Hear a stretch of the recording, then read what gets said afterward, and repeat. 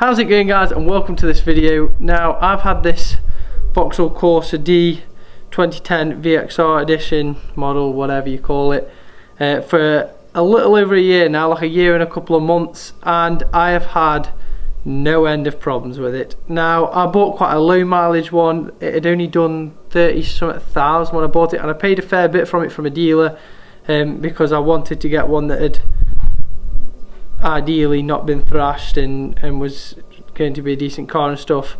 But like I say, I've had lots of problems, so I thought I'd make a quick video for you guys who are potentially interested in getting a Corsa D VXR on what to look for when you're going to buy one, and hopefully you won't have the same problems that I do. So let's go take a look at my car.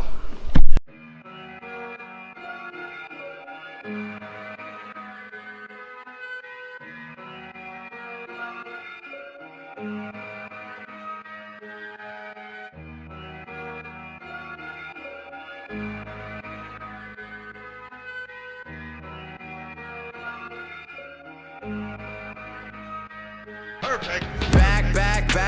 Back to those days. I was running in one place. Set a pace. Feel like I've been running in one place. So you want to find one of these VXRs with pretty much no work done on it, i.e. no remaps, no exhaust systems, no bigger turbo, nothing ridiculous like that, unless of course it's been forged. And the first thing you're going to want to check when you're going to see one of these VXRs is you want to do a compression test. So to do that, you will take your spark plugs out, screw a compression tester in it, and then turn it over. And if one of the results of one of the four results come back as a 10% difference to the other three, then you have got piston failure, and it is so common on these, it's ridiculous. Apparently there's a lot of different reasons as to why. Some think it's because of the fuel injectors, others say it's just because they're really rubbish pistons, the way that they're cast and stuff, but unless they're forged, they're pretty terrible. And that was one of the issues I had. I bought this, it wasn't forged, although that being said, forged isn't like the do all end all sort of thing, but it's a lot better. But I bought this, like I say, a year ago. Did not drive it hard. This car's pretty much wasted on me. I just really like how it looks. I like the fact that it does have power if I ever did want to go, but it's also just a really nice car just to cruise about in because of the amount of power that you've got. So it's quite like effortless to drive and stuff, so it is really nice. But like I say, I didn't rag it. Every time I started it, I give it a couple of minutes, give it a couple of minutes when I get back, stuff like that. But they still went, and not only did they go, I had piston 1 and piston 4 bend, which was not obviously ideal. In fact, they were that bad that when I've had my engine rebuilt and forged, I've had to have 80mm pistons in instead of the 60mm of standard. So yeah, the block was pretty bad. There was a pretty big crack in. In fact, I'll show you a picture. This is a picture of my two pistons, which obviously shouldn't be bent like that. But that is one test that if you can't, or you don't feel comfortable doing it yourself, either take a mechanic with you or take it to a garage. If you bought it from a garage, I think you have so long that you can take it back. Take it to a garage before you actually sort of have it for too long and get them to check it, because honestly, like, just to have mine forged and stuff, my actual block was cracked pretty bad, so it cost me a bit extra, but it was like close to £2.5 grand, and that is not a bill you want when you've just paid a ridiculous amount for a car anyway. And that was only after about a year of owning. It's also very odd as well, because a lot of people will say, and it can misfire when your pistons go, but my car was driving like so well, even with piston 1 and 4 gone. It was driving literally like it wasn't missing a beat, no problem or anything. The only reason I knew it had gone was because of the fact that I was having to put in oil pretty much every time I filled up my car, and it was burning through a lot, and that was because of the fact that my pistons are bent. They'd run up against the side of the block, ward away a gap, and then all my engine oil was going up and going into my combustion chamber and burning away, which obviously really isn't ideal. So that's the first thing to check. You don't want any mods at all. I never modded this car until I had the engine forged, and I didn't pretty much mod it. I won't replace anything I don't need to replace, so like the air filter needs to be replaced, so I got a K&N just because I thought they were better. And I've had a couple other things like the exhaust. So it's quite an oldish car now, mine's 2010, so that makes it what, 10 years old. Exhaust rust is something you really want to check. as you can see under here, I actually can't see what you can see right now. As you can see under here, I've actually got a Scorpion back box because of the fact that my exhaust rusted away and this was the cheapest one. If you find one and the exhaust is a bit rusted and the brackets have gone, and mine actually burnt a hole, a good place to check was, instead of the bottom of the pipe, mine had actually gone on the top of the pipe, which I'm not sure how, and it meant I didn't catch it, and I'd been under there a lot, like I've got a reversing camera and I put that in, and I didn't really noticed. So yeah, they can go on top of the pipe, which you wouldn't really look for intentionally without running your hand on the top. I'll insert a little video clip now, so as you guys can see, the actual rust is on the top and the holes on the top, which can be a bit of all one's fine. So look at that, because these exhausts are not cheap. Because of the fact that they've got that lovely triangle bit there that we're also sought after, these exhausts are very expensive. In fact, that was an aftermarket Scorpion one, and literally the only reason I bought that as opposed to buying the genuine Vauxhall one was because of the fact that that was like £300 cheaper. And that wasn't cheap, that was like 300 and something pounds. So yeah, make sure that you're checking the exhaust system, because that's another bill that you just really don't want. And that's all of this, like, bear in mind, my car's only done 40-something thousand miles, so it has not done a lot. Such a shame. Next thing you must check is these have the M32 gearbox, 6-speed, you know, it's great, you've got a 6-speed and all that, but these gearboxes, especially the earlier one before the bearing upgrade, have awful problems. Mine so far is okay, touch wood. But yeah, they are terrible. You will hear when you take it out for a test drive, obviously, if you're driving, you hear any whirring, or you can feel the gearbox is just a bit horrible. Don't even entertain it, because that's again another very expensive thing that you really don't want to have to put up with. With the gearbox, you can notice some sort of movement in your gear stick when you're driving. I think that's like I think that's quite a common bearing to go, but won't cause you any problems, although I wouldn't bother entertaining buying it. Or you can have gear problems with, I think, like 1, 4 and 6 or something. It's really common, I can't quite remember. Either way, the M32 gearbox, if it's not the upgraded version, or if it hasn't been upgraded, or in general if it's quite old, they're not great. They're not the greatest, and that's due to the bearing failure.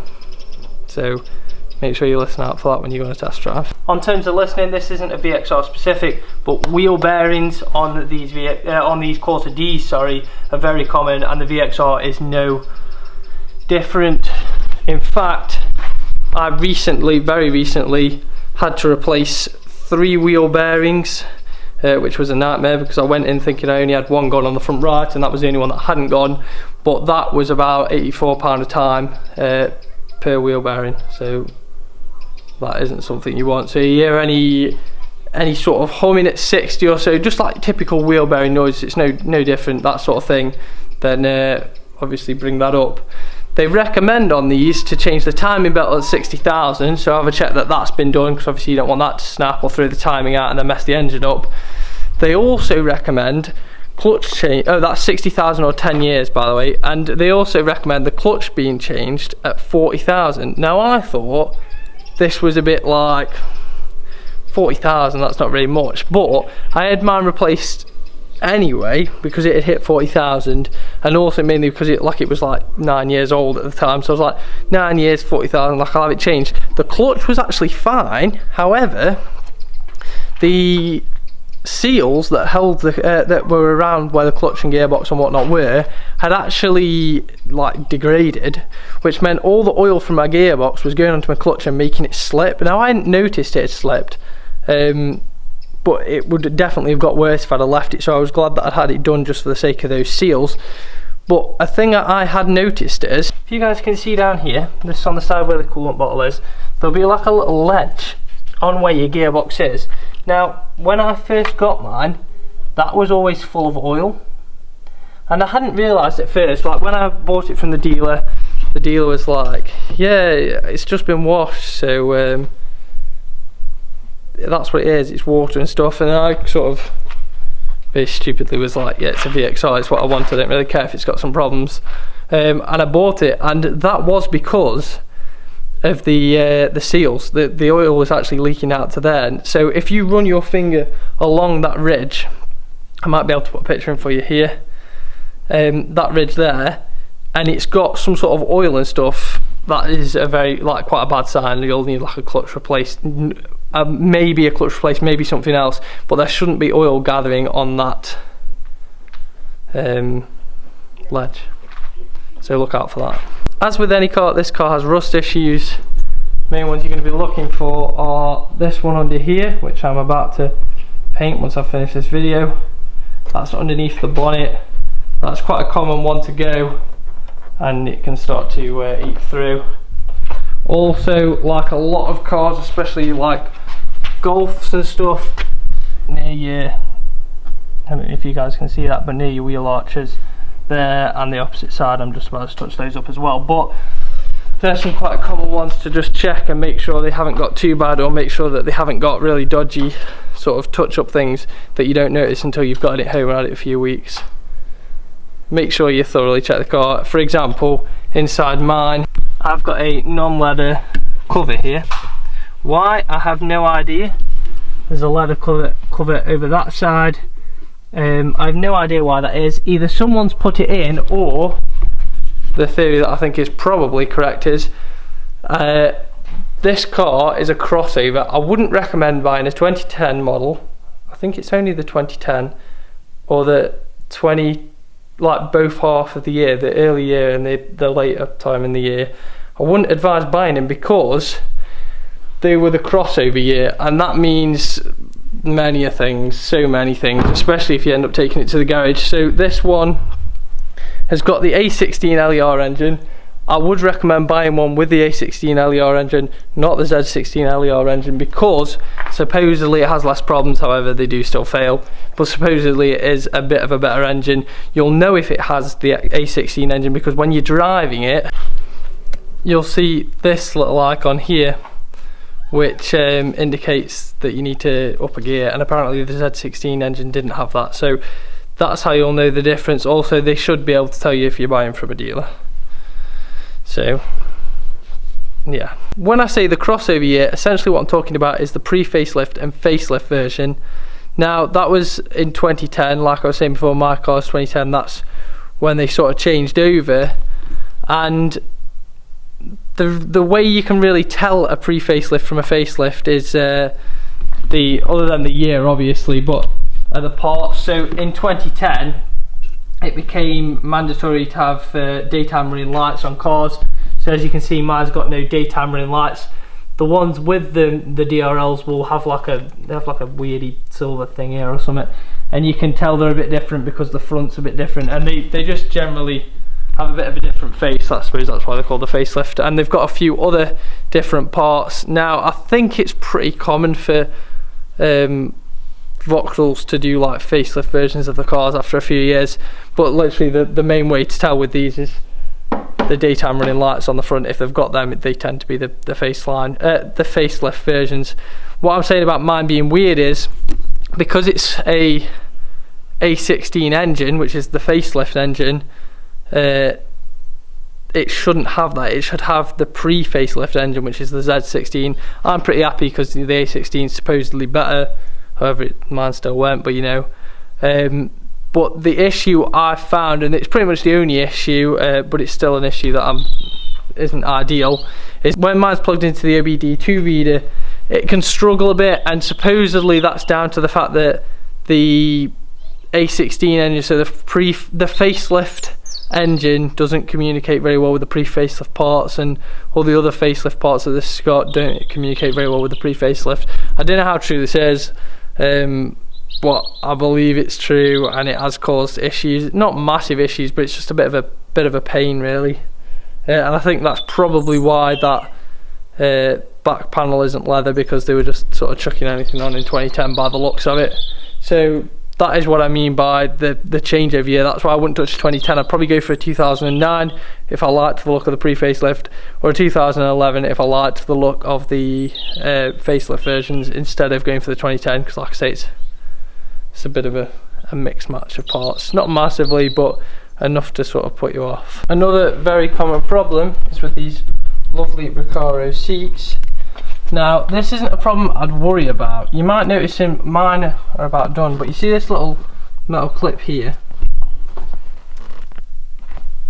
You might find that this is pulled out and you can see like yellow foam. That is a very common problem with these Recaro seats. In fact, it's such a common problem that Recaro actually admitted it was an issue. So if you find that this seat's pulled back, what you have to do is email Recaro saying my seats aren't great, they've got issues, and they will send you that little metal clip you could see a second ago, and you literally just push them in, pop them in, and it's fine after that. So it's a common issue, but it's not one that I'd worried about, especially as Recaro send you those little clips for free. So just a little tip there. I know it sounds like I'm a broken record, guys, but I cannot say this or stress this enough. If you go to look at a Corsa D VXR, please, please, please remove this clip, slide this bit out, unplug the coil pack, pull the coil pack out, unscrew one of the spark plugs, and screw in a tester, turn it over, check one plug at a time. All you'll have to take is literally a compression tester if you can get hold of one. If not, like I say, make a mechanic go with you, or pay for a mechanic to go with you, and I think they're like 19mm spark plug socket with a magnet bit in, or a bit of rubber or whatever, an extension bar, and ideally a torque wrench for tightening them back up. But yeah, that sort of thing. It's not a massive job, it doesn't take a lot. Even if you pay a mechanic a little bit of money to come with you to do it, honestly, it will save you so much money. I cannot stress that enough. That is the majority of the big issues with the Corsa D VXR. Make sure you thoroughly check them when you go to see them, because they are very expensive cars when they go wrong. But yeah, make sure you check the websites and stuff, the forums, whatever you call them, that are for the VXRs and the Corsa Ds and stuff, whether they've had any problems and stuff, because there are quite a lot of things that I won't have covered in this video, but that you will have to look for. I've just tried to catch the main issues, if you will, and pretty much the big ones that are going to cost you the big amount of money and be a real pain. So make sure that you go read up on them, do a fair bit of research before you go look at these cars, because they're not the greatest cars. That being said, I wouldn't let it put you off. I mean, I wouldn't buy one with the issues that I've mentioned, but if you find one that is an ideal car, I wouldn't say don't buy it, because they are actually so much fun. They look so nice. I don't get why a lot of people bag on them for what they are. I suppose they are, of course, at the end of the day, but I think they're pretty cool, aren't they?